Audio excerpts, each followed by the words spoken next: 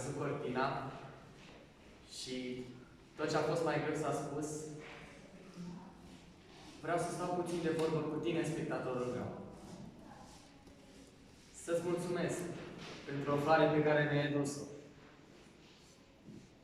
Dar să-ți mai spun, și mult mă doare că ne întâlnim așa de rar.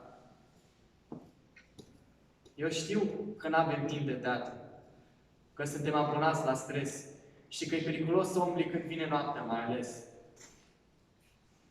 Știu că s-a scumpit biletul, că ne-am privatizat, că saboirile guma și popsute nu faci viața. Eu știu că bine încă nu-i. Dar, pentru tot ce e păcat, vreau, spectatorule, să spui cu ce e teatrul vinovat.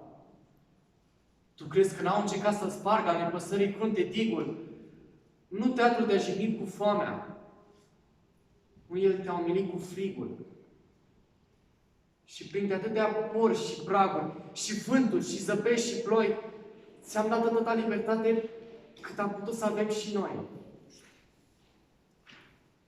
Iar tu mi-ai fost mereu alături. Cu gesturi mari, dumnezeiești. Și acum, când am colțit speranța, tocmai acum ne părăsești. Jucam un blues într-o iarnă. Și un spectator țin bine minte. Ostentativ și-a scos paltonul pentru a fi egal cu mine. Și l-a aplaudat o sală întreagă.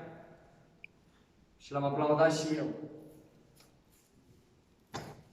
Unde e acum bărbatul acela?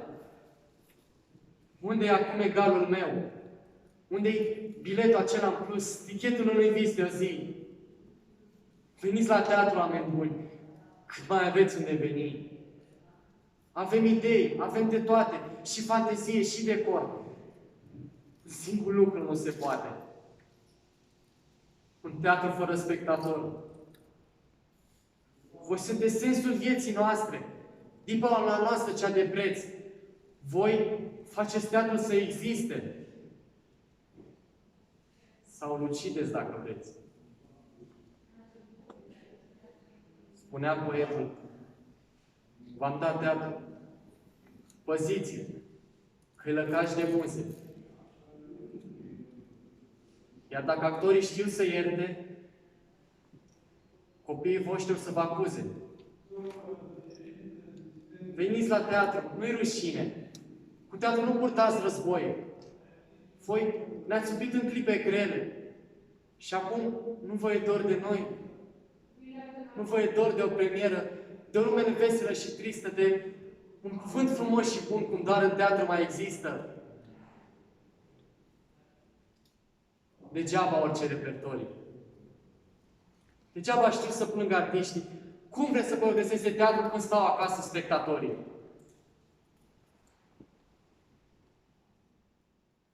Iertați-mă de tot ce am spus.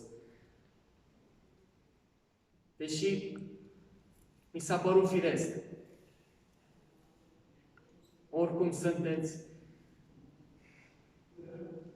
ai mei sunteți. Mi-e ciudă.